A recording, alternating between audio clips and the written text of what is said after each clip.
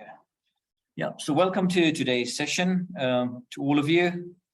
I am very pleased, and as Virginia said, it's been a long journey. We started off in July, and this is our last webinar for this year in internal audit, but we will have another series in the new year, so watch the space. We will be contacting you then. Our presenters for today, myself, George Ndungu with me, Neverland perhaps is going to join us during the Q&A session, and we've also got Aldo Van Tonda, who's going to be giving us a demo on a AI system that's going to be very relevant to what we're doing today. You all know me. I'm partner in risk advisory, internal audit and forensics at BDO. And then you've got my colleague here, George, who also works with me in internal audit and risk management. Neverlin, you know, he heads the financial services technology in South Africa. And then we've got our guest speaker today, Aldo Van Tonda. He's the Chief Digital Officer at Foresight. He's a passionate technologist who advises on technology innovations and strategies and that actually make a difference in the real world. Aldo has 30 years of experience, and he specializes in digital and cloud transformation, in platforms and application softwares and process modernization, and also in business productivity and enterprise business solutions. He's had loads of experience transforming traditional legacy business areas and functions to leverage cost-effective ways of doing business and using AI. Aldo, we welcome you. Thank you for joining us today. A little bit about BDO. As you know, we are over 300 people in East Africa. We have a regional presence in Kenya, Uganda, Tanzania, Ethiopia, and Rwanda. We provide a whole host of services in audit and assurance, business outsourcing, tax, as well as advisory services, including management consultancy, insolvency services and corporate recovery, corporate finance, transaction services, as well as forensic and fraud investigation services. BDO Worldwide is a global organization with a revenue of $11.8 billion. We have 95,000 people, professionals working in 164 countries and in 1,713 offices. And we are number 5 in terms of our global size. So in terms of our journey, we started our first presentation in July, and that was the first part, the internal audit function of the future. And then we went on and looked at agile audit methodologies and the internal audit framework. We then looked at internal audit in the digital age and technology-enabled internal audits. And then we went backwards to the basics and the building blocks in our last one in October, where we looked at risk management and internal auditors' role in evaluating the segregation of duties. And today, we are talking about contract management and the internal auditor's role to yield savings and results. So basically, the agenda for today, we will have an overview of contract compliance and the internal auditor's role in assessing contracts. We will look at the key factors in reviewing contracts for optimal impact. We will have some insights and emerging best practices in this area. We will also look at automated contract management audits. And finally, we will look at ForShare, a demo of a licensing solution to be used by internal audit, and we'll also have a video on Alice, just to show you, how we're already using technology to drive internal audit processes and some of the huge savings that can be made in that area. So what is contract compliance audit? Do you first of all know what is in your contracts in terms of not just the organization, but also in terms of internal audit? And is everybody holding up their end of the deal? In other words, is every party adhering to the provisions of the contract and following through on what was agreed. That is, are they being compliant? The thing about contracts is that there can be many blind spots in terms of what to do and also what not to do. Unchecked, these blind spots can become a deep problematic area to your business. And the best way to resolve it is to perform a contract compliance audit on each contract. So what is a contract compliance audit? At its most basic, a contract compliance audit is a review of whether your contracts and their terms are being honored by all parties who signed them. However, not all contract compliance audits are the same. The type and the size of audit you perform depends on the exact scope and purpose. There are a number of different types of audits that can be performed, and some of them will be reactive, some of them will be proactive. I mean, if you look at some of the circumstances that give rise to a reactive audit, you could have, for example, a new round of funding in the business, growth, which requires a review of the contracts, and internal audit can get involved. You could also have large capital expenditure programs, for example, new buildings, land and equipment. You may be going through a merger or an acquisition, or there might be other structural changes in the business which might be significant, or there might even be significant personnel changes. You could use this in terms of bidding for a new service before the bidding. You could also use this in terms of starting work with a new vendor, or when you are terminating an existing vendor relationship, and also for the auto renewal of evergreen contracts or specific party risks. And then you look at what we do on a usual annual basis, which is annual contract compliance audit, which is proactive. For instance, an audit that you perform routinely once a year, maybe once every 6 months, and with a broad purpose that it's proactive and it acts mostly as a preventative measure. It addresses the potential issues before they become problems. You can think of the proactive contract compliance audits as your regular health checkups on your business agreements. So some of the benefits of a contract compliance audit: you're going to have cost savings. You shouldn't pay more than you agreed to in any contract. So verifying billing and the receipt of goods or services, and then stopping overpayments, and in turn improving your cash flow. Also, you'd have improved trust in your business relationships. Contract compliance audits will basically increase transparency and trust between businesses, because you're looking at all of the blind spots and the hidden areas. So when you perform collaborative audits and you work with other companies to fix those issues, whether they're big or small, this is going to be a basis for establishing trust with your partners and also for building long-term relationships. And also, you're going to have business improvements. Contract compliance audit also allow your organizations to learn, to evolve, and to scale better. Their findings shed light on internal blind spots, and they offer a chance to improve internal processes. Over time, as these learnings are integrated into your business, audits turn up with fewer problems which are related to organizational non-compliance.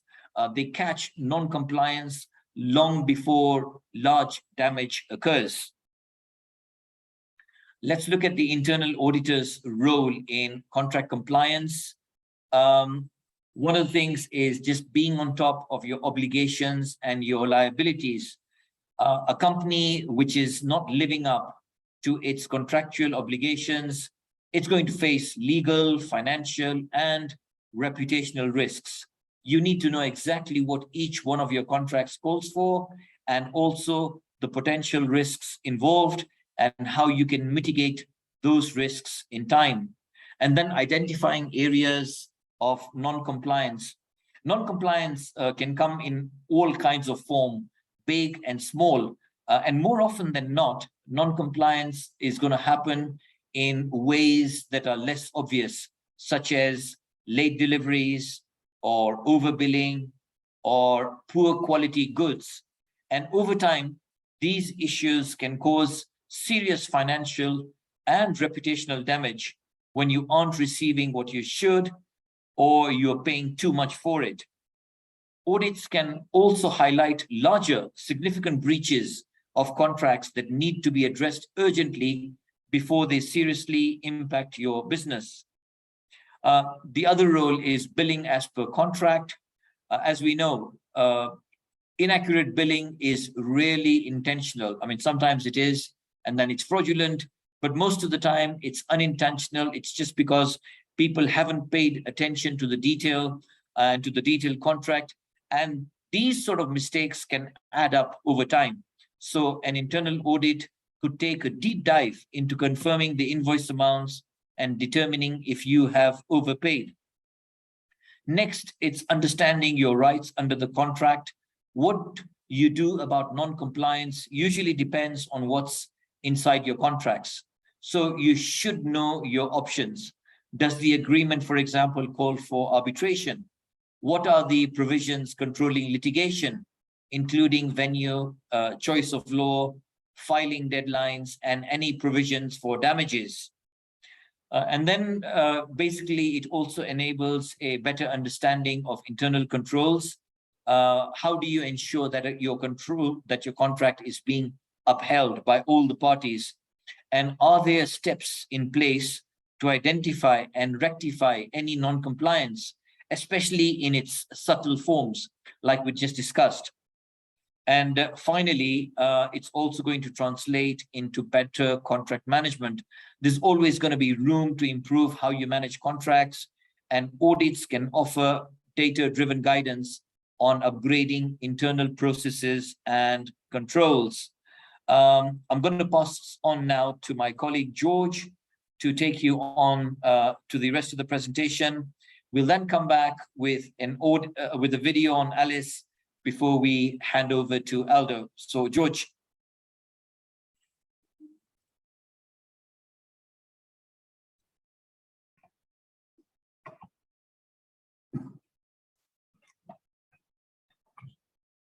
Thanks, Zahir.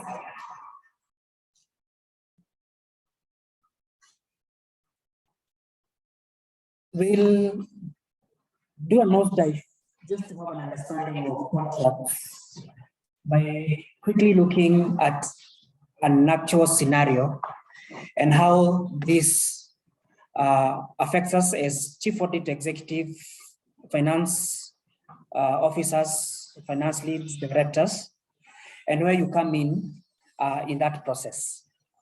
Now, just to have an understanding of the contract life cycle management, the starting point and the end point, the critical stages in a contract, any contract that you get yourself into or the organization gets itself into, it starts off with a contract request.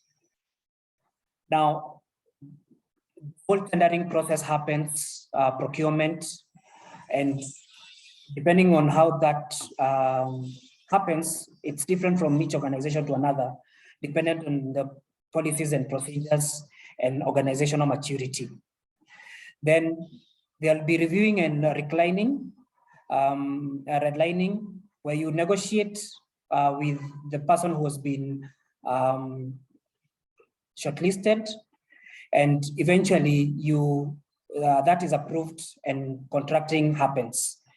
Again, depending on how your organization is set up, there'll be legal reviews, lawyers coming in, so that they sign on the dotted line.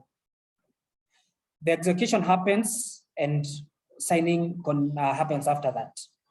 Now, from a backend perspective, that contract is put in a database or a repository somewhere.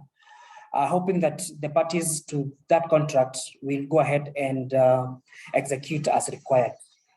So records will go to your archives document management system, and that you as an internal auditor can be able to retrieve that for your review. Now, as time goes along, there'll be activities towards execution and reporting towards that effect. And that these are the things that now we come in and look at. Along the way, if there are amendments, renewals, dispositions, depending on whether it's an open contract, expiring contract, that will happen in the course of time. Now, elements in managing those contracts, as I mentioned, you've got the tendering phase, then the execution and award, and then the post-award. Now, depending on whether you have teams that are in place, they'll try to manage that contract, depending on which, who are the process owners. They execute those contracts or plans. They have their own monitoring and execution processes, and then manage some outcomes, depending on the requirements.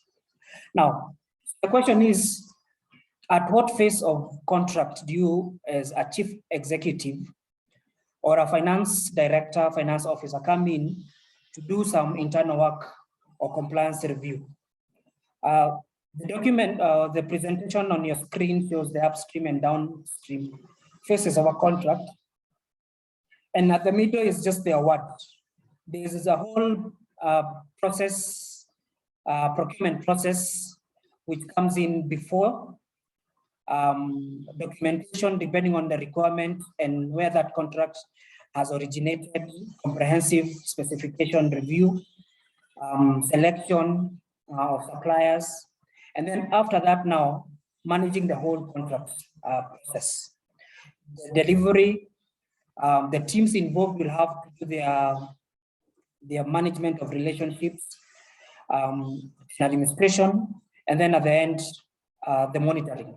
As a chief executive, you may see this question and request you to drop an answer on the chat box. Where do you come in this upstream, downstream phase of a contract? Where do you think you need to come in?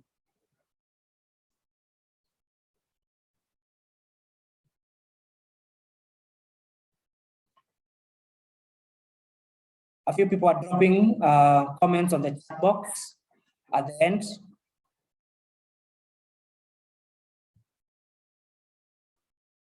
Some are mentioning that you do it in the middle.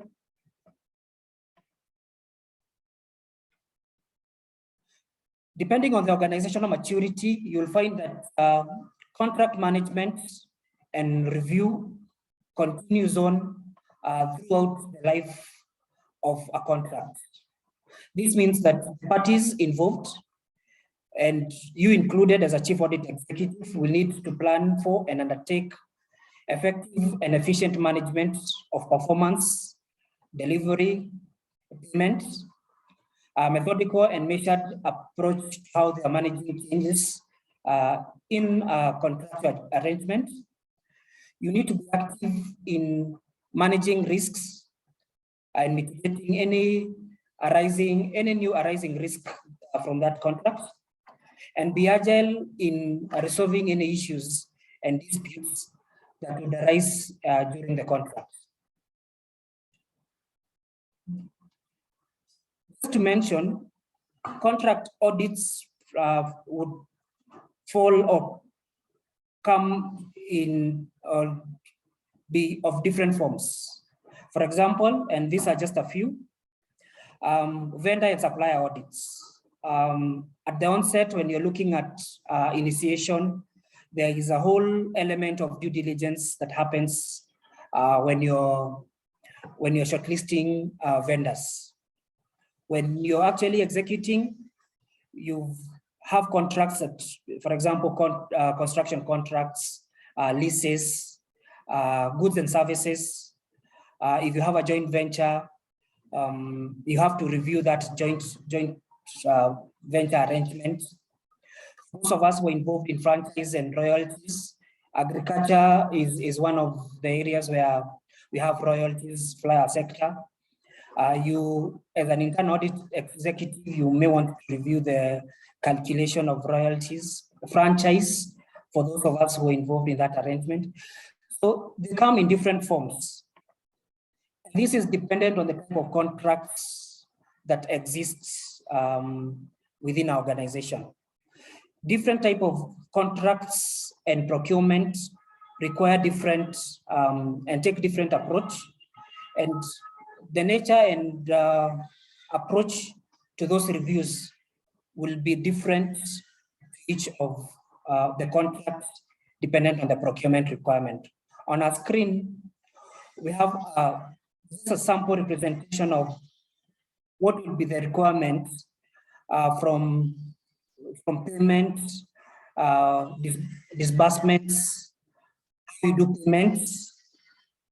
Goods, for example, will be contract based on units, which is different from, for example, a contract for construction, which is performance based, or a contract of works.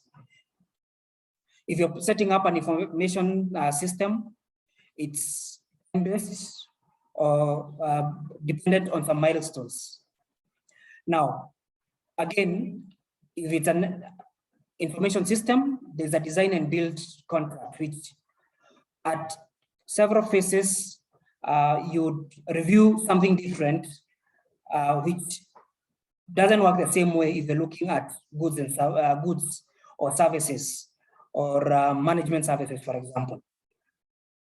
Now, at this point, for example, if I use an example, if you're doing a vendor relationship audit, there's a whole onboarding review that could happen at this point in time. I mentioned about due diligence. As an internal auditor, you may want to look at vendor selection. You review the contract. You review how negotiation happened, how the execution happened. Did the right parties execute the contract depending on delegation matrix? The items to consider depending on the nature of contract will vary from organization to organization, department to department, and even the process owners. The value of contract audit essentially is supposed to ensure that you are achieving the desired outcomes. As mentioned by Zahir, there are quite a number of things that you as a chief audit executive or finance director, finance officer, you need to go out looking out for. You need to check out the value of it to derive. Are there any hidden costs? Are there missed targets? You'd want to ensure that there is compliance, both in delivery and execution of that contract. Any fraudulent activity that could be happening, and you need to bring to the attention of the board or management. Are there relationships that needs to be managed? Are there risks that needs to be mitigated and or taken into consideration? And more so, in execution of that contract, are we managing all operational financial performance risks correctly? Now, when you do a contract management, these are some of the things that you actually look out for. You actually, first of all, you need to actually check, was there a contract in place? Because that's a starting point. You've engaged a supplier or vendor, and you at that point now they are actually on the ground executing, or the goods have been delivered, or you have a lease, you have a lease in place. You are 2 years down the line. Question is there a contract in place? Yeah. The starting point to this, you need to actually read that contract. Okay, because out of that contract, You'll pick out all the responsibilities, the obligations, any guarantees, warranties, performance board, anything that was required of both parties, your organization and the vendor, that is supposed to be met during the execution process. There are performance clauses that appear on that contract, which you need to take care of. And the expectation is that those executing that contract had protection clauses in case of non-performance. The scopes and deliverables. Are there any variations that have happened in the course of time? Have they been documented? Have they been approved? Yeah, depending on what was contracted or what was signed for and what is being delivered, is that in place? When it comes to billing, especially for areas where you're looking at milestones, our contract payments are being done as per milestones. You'll find in incidences where this is dependent on some reports, for example, a construction contract, a certificate of completion signed by a valuer or engineer somewhere, architect. Are those milestones being met, or are we paying arbitrarily, which could result to a loss of the organization? If goods have been delivered, we actually delivered what was expected of us or of the vendor organization. When it comes to contract performance management, you need to check on the delivery, the time delivery in the right place, the right quantity.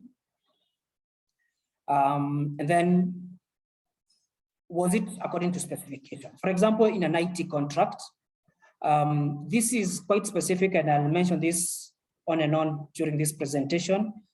There's a lot of specificity in IT contracts. Yeah, you ask for something and the supplier brings in something else. Standards have to be met and quality has to be upheld. One of the recurring thing, and you'll find coming up every now and then, is how are we managing relationship, more so related party transactions. You'll find people who've been contracted and they are related to those charged with governance or those in management. As a chief audit executive, how do you deal with that? Okay, confidentiality clauses, insurance, and in some cases terminations in case the vendor is not meeting the expectation. When it comes to the audit, I mentioned it's supposed to be a continuous audit and monitoring. And at times you're faced with challenges on how to actually execute this. The expectation is that as a chief audit executive or finance officer, you're getting the necessary support from management to be able to execute this audit, either as part of procurement review or post-implementation.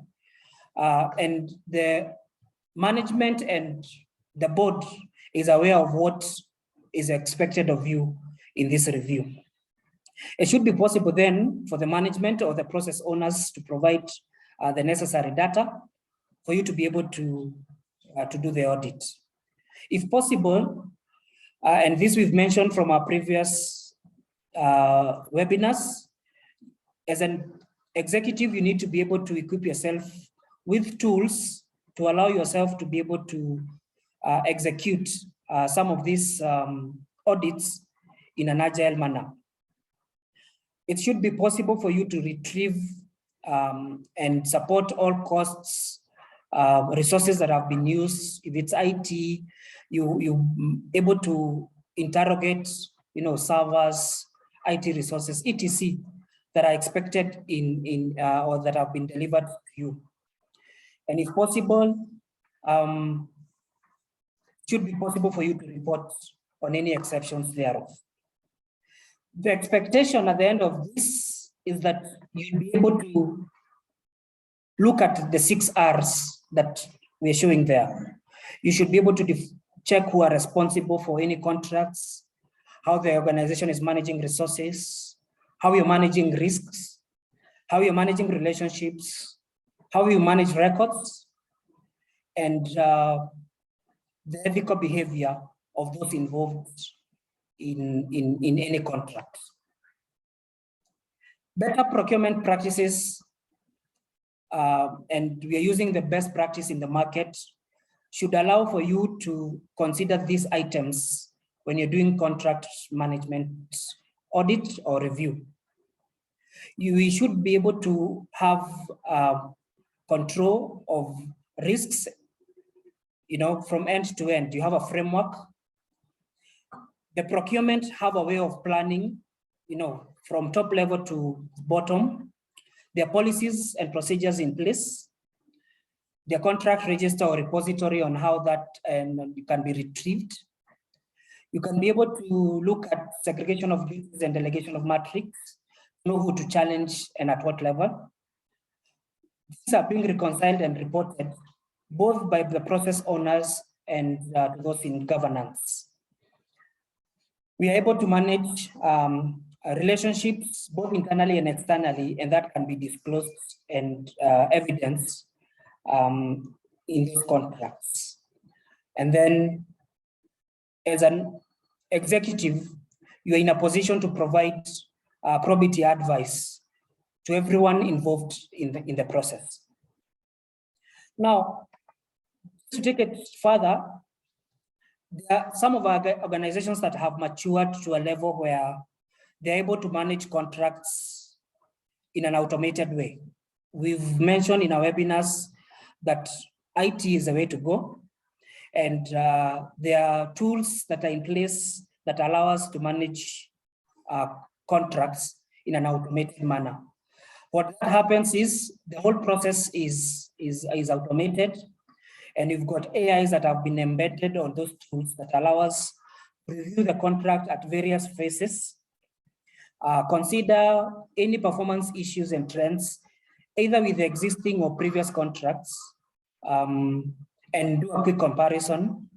And yourself, the process owners, and to the whole team, there's a way the tools provide a visualization to what has been happening on any contract at any point in time. And for you, you can be able to embed a review tool that is integrated to these contract management softwares so that you can actually do your review quite well. So this digitalization of the process allows us to provide insights to management, track trends, and allow for quick decision making. And this is the way to go. Automation is here with us, and as internal audit executives, there's no way we can avoid this. And organizations are investing into these tools, and we can't be left behind. So at this point in time, I'll bring in my colleague, Aldo, who will be introduced by Zahir, just to give us a snapshot of the direction things are taking in unlocking the power of visibility in some of these processes. Thanks, George. So, try and my share.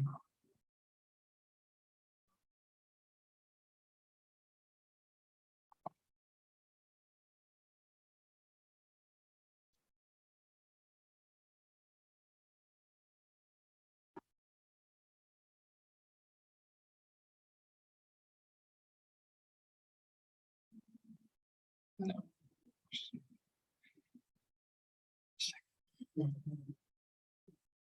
Super.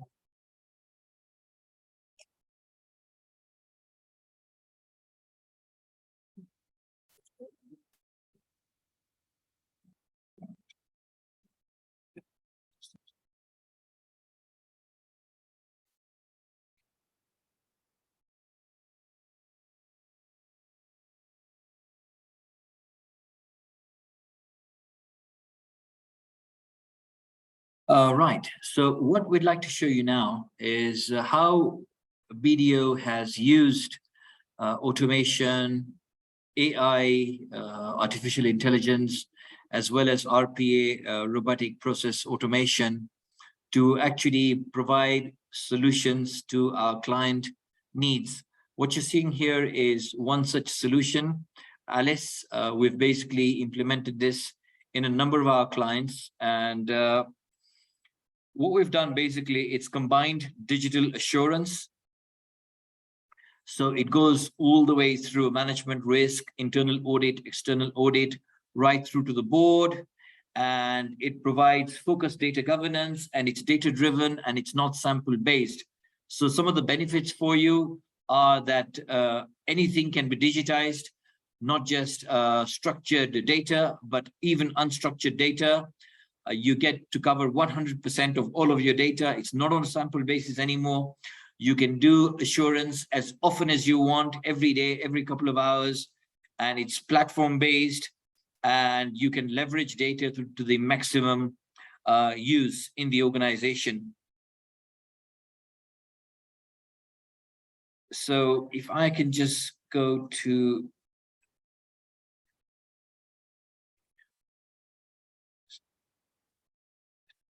video. Okay. Am I not sharing? Okay, so.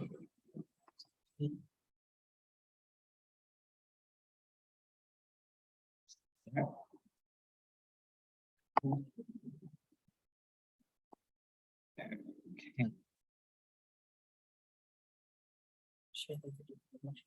Yeah, no, not yet.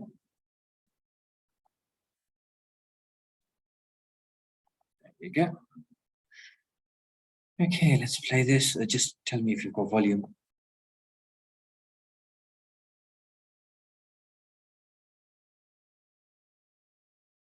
Here we don't seem to have sound.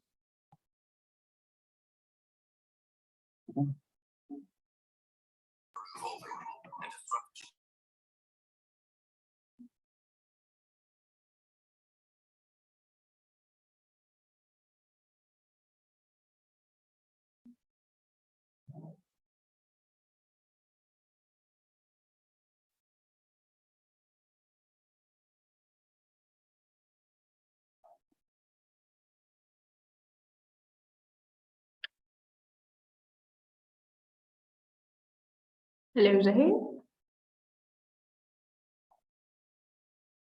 We don't have sound yet.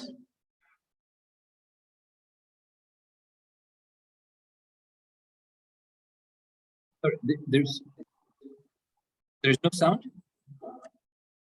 No, Hang on, there's no sound. there's no sound. Okay, so how do I get sound?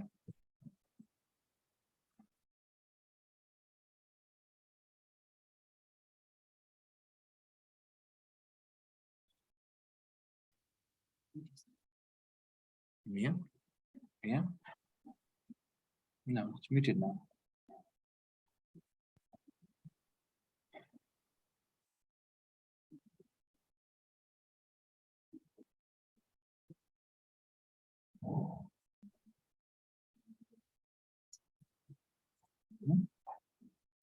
Right, hang on a second. Excuse me, guys. I'm just trying to sort this out.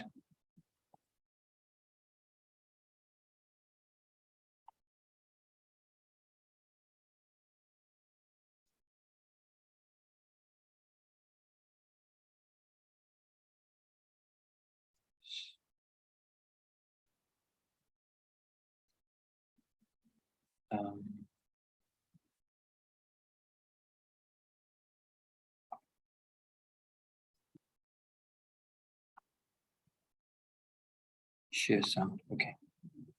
Sorry, guys. I'm just going to start this over again. Hopefully, you get my sound down. Virginia, just tell me if you get sound. Yeah. Will do.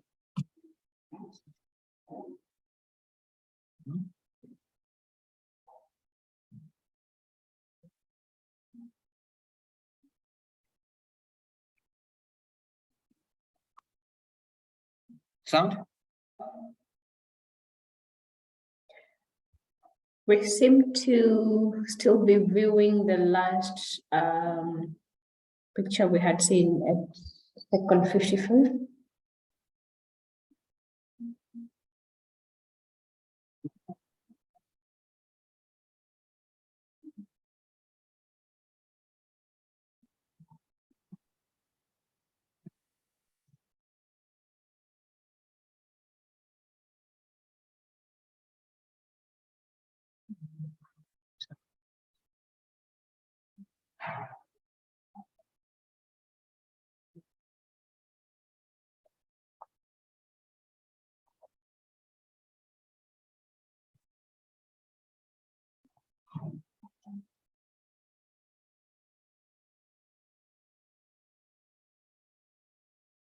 Virginia, do we have sound?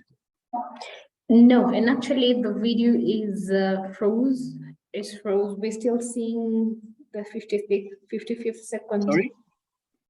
The video is still at the 55th second. So if you've restarted, it seems like your screen is frozen too. Hmm? She's saying the video is still at the same place. Someone's sharing. Hmm? Okay, come on. So where am I now? Yeah. Yeah. Should I go back there? Hmm? Hang on. What is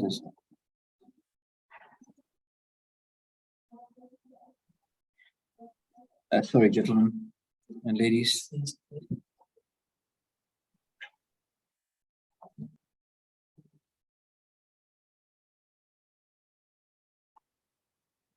Okay.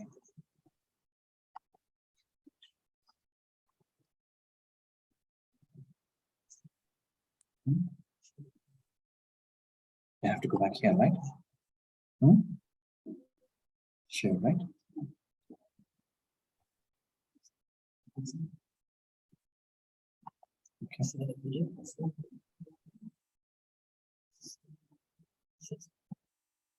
Yeah. Yeah.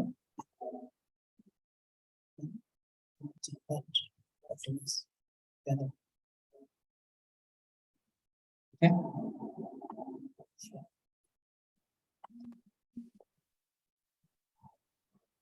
Let's try now.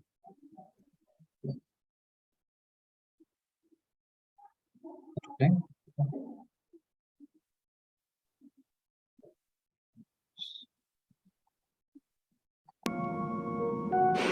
The world is changing faster than ever before. We've updated the way we live, so isn't it time we update the way we work? Data compromise has become sophisticated, security threats are ever evolving, and disruption is inevitable. The need for continuous supervision of your business IT environment has become critical. Introducing Alice, the real-time overseer you need. Annual or even periodic audit assurance is no longer sufficient. Alice provides audit as a service in the IT space. She is a trusted advisor who provides those charged with governance into the visibility of the risks and remediation strategies within the IT environments. She alerts IT management with the evidence to mitigate and manage the IT risks in their environment in an online, near real-time and continuous manner. Alice understands her different audiences and adapts her reporting accordingly. She accommodates the needs of IT management, the board, as well as the external auditors. Alice is unequivocally independent, but approachable, and always is available to answer any technical or audit-related questions you may have. Alice is comfortable working in all IT environments, no matter the geography, the size, posture, maturity, or complexity. She has global reach and is scalable.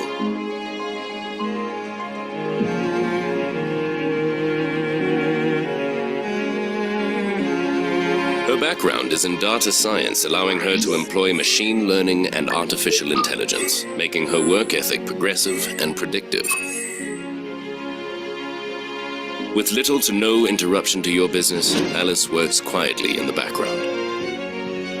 Unless you actually chat to her, you wouldn't even know she was there.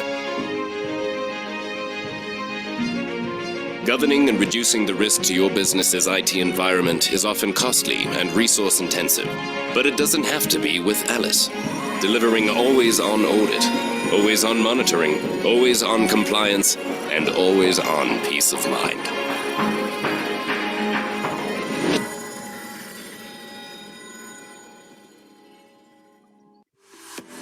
BDO continues to be the global fastest-growing professional services firm. Our 10-year journey of growth, digital transformation, and innovation of professional services has taught us that the market desires a fresh approach rather than a replica of what has gone before. As part of our due diligence, we have ensured that Alice, one of the world's first robot auditor platforms, is capable of enabling the audit of the future. It really gives me absolute pleasure to be here talking about a robot that has been developed in Bidvest. You know, Bidvest is an environment that is highly entrepreneurial, highly performance-driven. Us being the ones that have really pioneered the space of robotics is really just something that we're really proud of. The fourth industrial revolution, along with our partnership with Alice, allows us to move away from the traditional use of tools to deliver a platform based on 4IR-enabled audit service, clearly signaling that disrupted assurance has arrived. Technology and innovation, 4IR, this is something that's spoken about, but who's done it? You know, I mean, I don't know how many presentations I've seen on AI and so on, but here we are, we've got a robot that is deployed across multiple businesses in the group and also deployed externally. The partnership between Bidvest and BDO has allowed us to accelerate past the traditional data and analytics audit process to something that we like to call digital assurance. Digital assurance ensures that for any client, anywhere in the world, we can deliver 100% assurance in timeframes that are generally under 15 minutes. BDO is around disruption. You know, BDO is around leading the pack, and so are we. And so I think as we then move forward and take Alice to the next level, it is really a watch the space, and we're really excited about the future.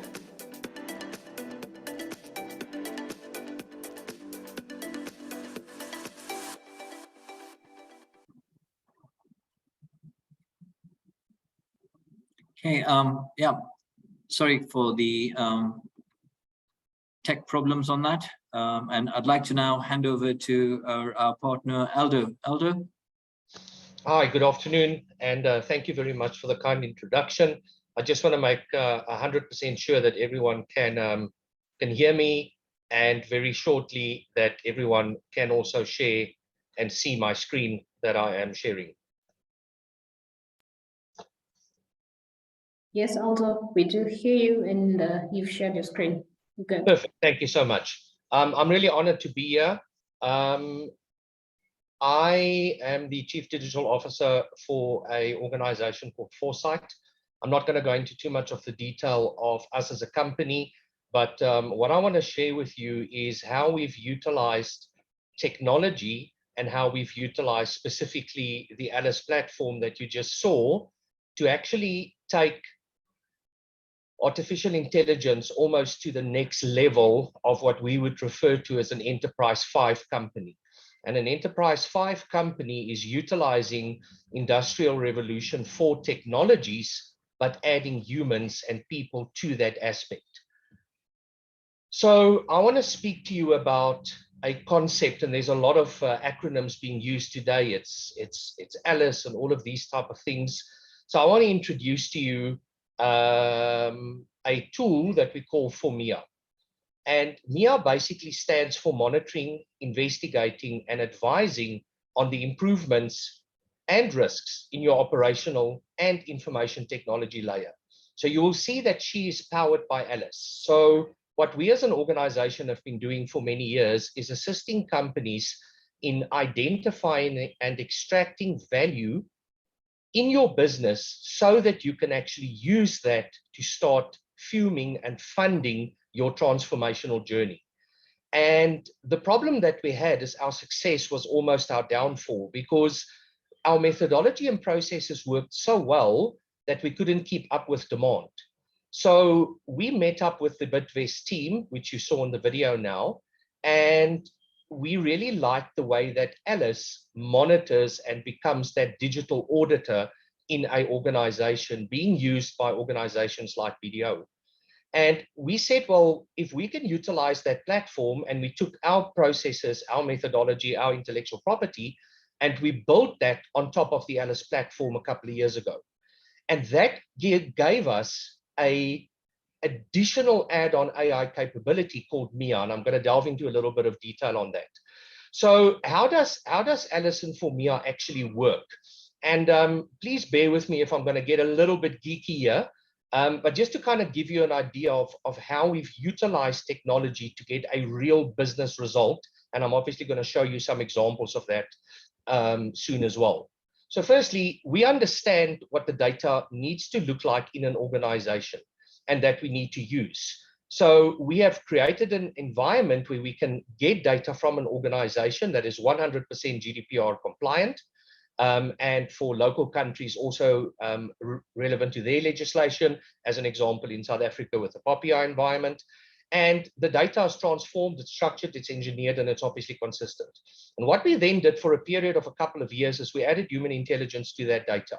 In other words, we literally did brain dumps of clever people. We said, well, how would you, if you look at this data, what does it mean to you? And what is your assumptions around it? And what do you think the rules needs to be? What do you expect the outcome to be? And that we utilized and created and translated that into algorithms.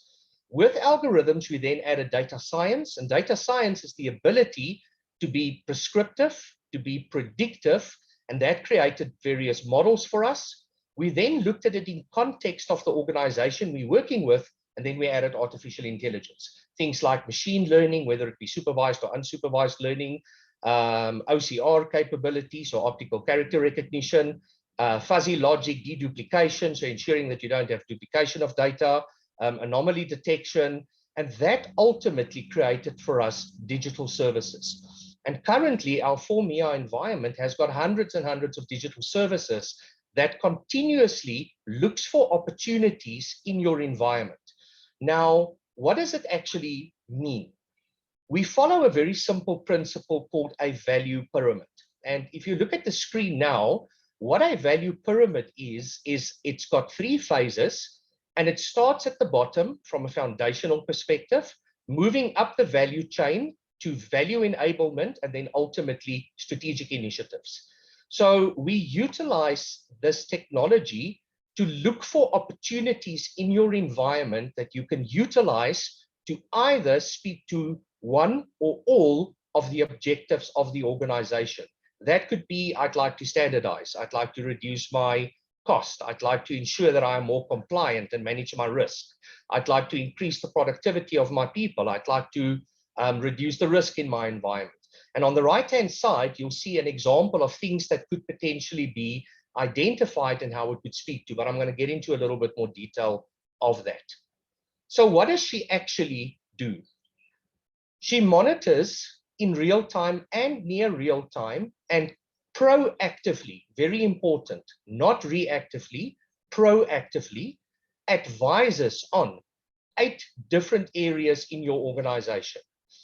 An example would be, how ready is an organization to utilize cloud-based technologies? Not how ready are you to move to cloud, but how ready are you to use cloud services, even if it's on an on-premise or in your business environment. She then does licensing assessments, very important from an audit perspective. In other words, have I got the right licenses and the right contracting mechanism for what my people actually need, or am I wasting money on software which I don't need? She does security assessments from a security posture perspective. She looks at your data and your data environment. She looks at your intranet and applications that are published within your environment. She looks at your infrastructure from a technology perspective. And is there infrastructure sitting there that is just costing money, or infrastructure that is no longer supported, or software that is sitting on there that is no longer supported and is a potential compliance or audit risk? She looks at what we refer to as the modern workplace. How do people work? In other words, I'm investing a tremendous amount of money in contracts and technology and software for my people to use, but are they using it? Am I paying for the license that the people actually need, or am I paying for the license that the great sales guy actually sold me? And then she also looks at cloud-based things like Azure and how is your cloud-based environment performing, and ensuring that you run optimal cost, optimal usage of that environment. So ultimately what she does is she starts creating a self-funded transformational journey. Because if I can save in one area on a license contract, I can use that to better train my people to do certain things, or I can use it for additional technologies or processes or initiatives that I have to be able to better my security posture. And the cool thing about all of this is she does all of this in real time at the same time. And that is what makes MIA groundbreaking and world first. And we are currently rolling out across all of the Bidvest companies globally, and multiple other companies. And hopefully we'll be working with BDO to offer these type of services potentially in future as well. So what you're going to see on the screen now is a very bold statement.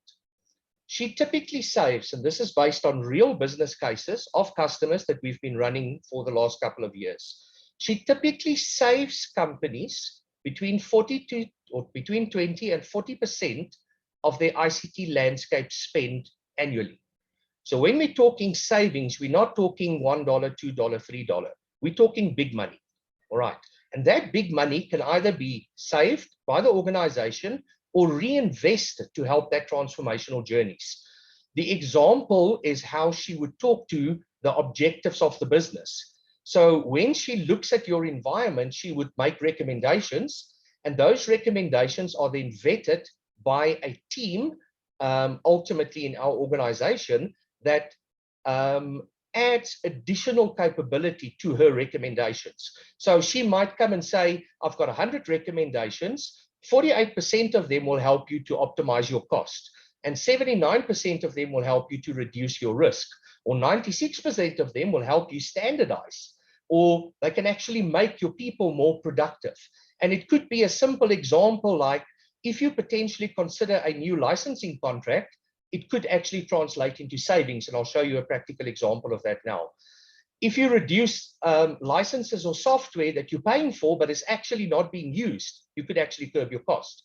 Or if you potentially consider migrate and utilize cloud, then you could reduce the cost and actually improve the productivity of people because they might not need to travel around anymore, or optimize the landscape, etc. So these are just examples of what she would typically do in an environment. Very important is that she speaks to every single role in the organization. Really important. Every single role in the organization benefits from it. The CEO, as an example, will actually get visibility on how to optimize performance, grow, and actually execute that strategy that is put in place. The CFO will actually get assurances of cost savings and compliance, and actually for communicating the value of what their vendors and software partners and hardware partners and technology partners are offering them as well, and multiple other insights, which I'm not going to delve into too much detail, purely because of the time. So at this point in time, I'm going to actually go over and I'm going to show you a live demo of one of two of the environments, just to put into context what this means and how she would actually perform. All right, so I'm going to quickly share a new screen with you. And again, if I may please just ask if I can get some assurance that you can actually see the screen. Yes, we can. Awesome, thank you. So, excuse me. So what you're seeing is some of the back-end capability of what ForMIA does. And this is, as an example, monitoring a customer's environment. And this is obviously demo and scrub data, so you're not going to see real information. This shows an example of how she would monitor something like Office or M365, which a lot of companies utilize. They utilize Outlook and Exchange and Word and all those type of things. And she's actually looking at how many licenses am I paying for versus how many licenses am I using. So a very practical example is, if I look at this chart, I can see that I've got 35 licenses in use of that specific product. However, I have got 100 available. So I'm currently paying for 100 licenses that I'm not using. And consumption-based licensing models allows you the ability to actually only pay for what you use. Why should you pay for something and never use it? That's wasting money, and that's not a very good way of actually doing business. So she firstly looks at things like licensing. She looks at the way that people collaborate. She looks at the way that people are communicating. Are they actually sending too many emails? Should they maybe actually have more chats? Should they have more meetings? How are they utilizing meetings? Are they not communicating in an efficient way? So all of these type of statistics get produced. What she then also does is she looks at the existing security posture of that environment of the customer. So again, assuming I'm looking at Office 365, she immediately tells me that I've got a live security score of 37.8. Now, in a perfect world, you want to get between 80 to 100%, which means from a security perspective, you are pretty well protected by the technology that you utilize. But what she also does is she doesn't just show you where the problem is. She actually tells you how to go and fix it. So as an example, she says that I can actually increase overall to a 56% security if I look at identity. And a very simple example is enabling multi-factor authentication. So when I sign into something, it should actually ask me, please put the little code that was just SMS to you, or authenticate using an authentication app or something like that. So by just doing that, you're actually improving your security posture. But what she does is this is real-time information. So it means that as business changes, as business climate changes, as technology landscape changes, it allows you the ability to still, in real time, make decisions on various different factors. And I'm showing you an example of security. Some of the insights that she might show is, as an example, on this environment, there's 341 users, and she's identified quite a lot of areas of improvement. If we look at, as an example, business continuity, there's 341 areas where she's actually highlighted risk for us. And this risk is very simple. You own a technology called OneDrive, but none of your people are using it to back up their stuff. Very simple example. So you've got software, you're paying for it, but you're not using it in the way that it was supposed to be used. Or as an example, security. You have got 2 security warnings. There's a recommendation. It's not a risk or advice, purely a recommendation. And this recommendation says that you have got people that are guest users on your environment, but they haven't logged on for the last 30 days. So do they actually still need access? So this is how she works from a people perspective and from this environment. The other example that I want to show you is how she would look at your on-premise technology and make recommendations in real time. So let me give you an example. So I'm going to go in and I'm going to select that I would like to have a full assessment of a company's on-premise environment done. And I just need to very quickly move this away. So I can just select that button.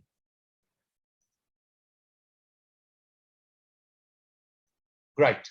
Now, what she's done in 10 seconds for me is created an assessment report that would take 6 to 12 people 2 to 3 months to do. She did it in under 10 seconds. And this is the power of utilizing technology and digital in your business to get to specific business outcomes. So everything in here is generated by Formia. The first page, so she actually says what she's done. The second page, she'll show how and what she's actually done and the executive summary and the process she followed. The third page will give me my data quality. So where do I have problems with collecting data? But she doesn't just say she actually couldn't get the data. She tells you how to go and fix it. So as a practical example, she couldn't get data because on the device, it actually refused that data be sent. So this is how you fix it. So she does data quality. Then she gives you an example of all of your infrastructure and software components that you've got running in your environment. And then she starts making recommendations.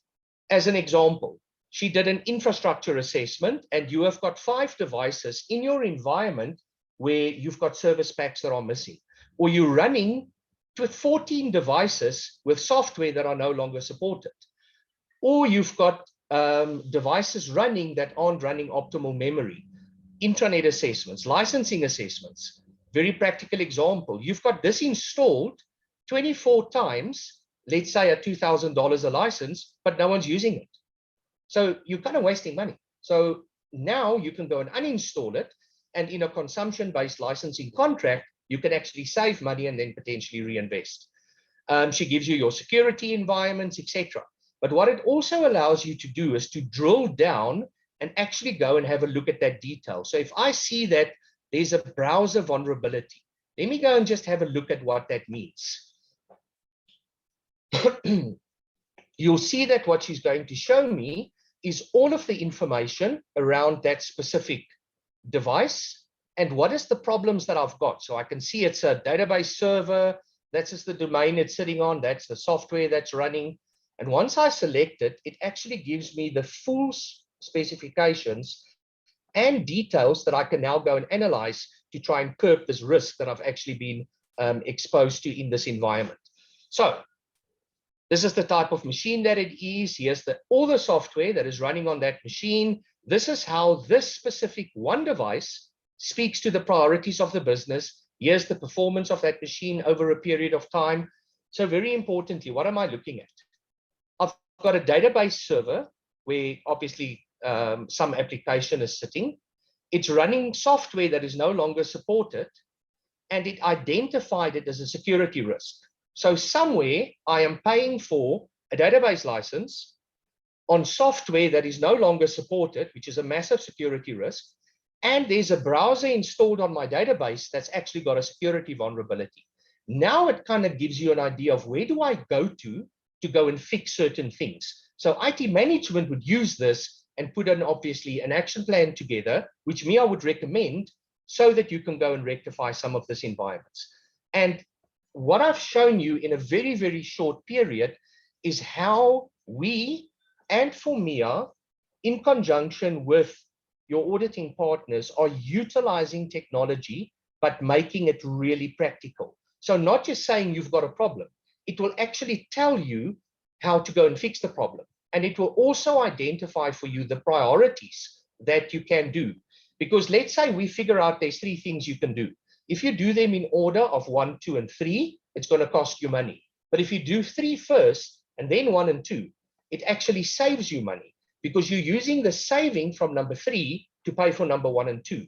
And that's what it comes down to, from a self-funded journey, utilizing an audit capability to look at real practical value extraction and ensuring that we can speak to all of the objectives of the business, but also give executives and management, in conjunction with the auditing teams of a business, the ability to practically go and decide how do I fix certain things, and at the same time, potentially save a tremendous amount of money.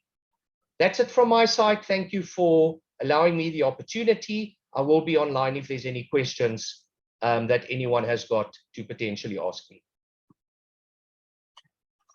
Thanks so much, Aldo, for that very enlightening presentation. And this brings us to the end of our session for today. I apologize for the overrun. We are running 15 minutes late, but we'll take some questions if we have got any. Let me hand over to you, Virginia. Hello again, everyone.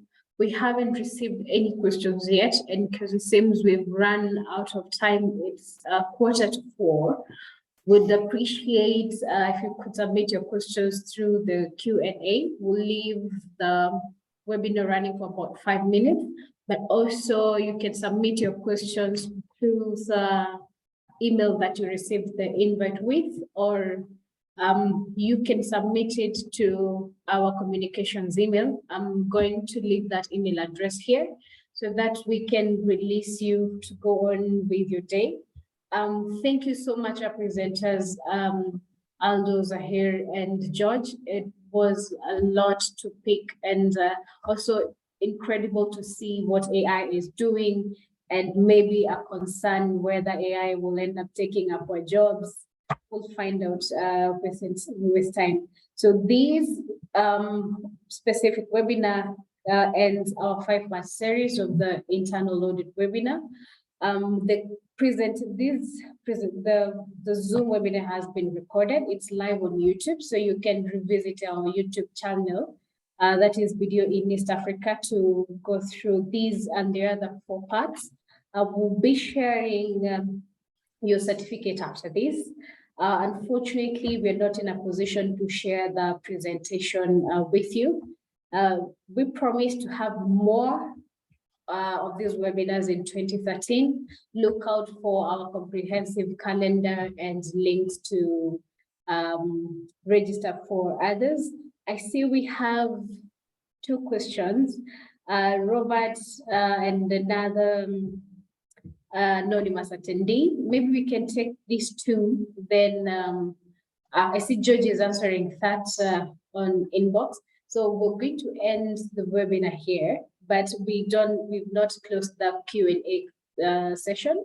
You can go ahead and ask your questions. Thank you so much for joining us. I will look forward to seeing you maybe 2023, God willing. Someone has raised their hands, but we ought to release everyone else who's attending. So kindly submit your question through Q&A. Thank you. Right.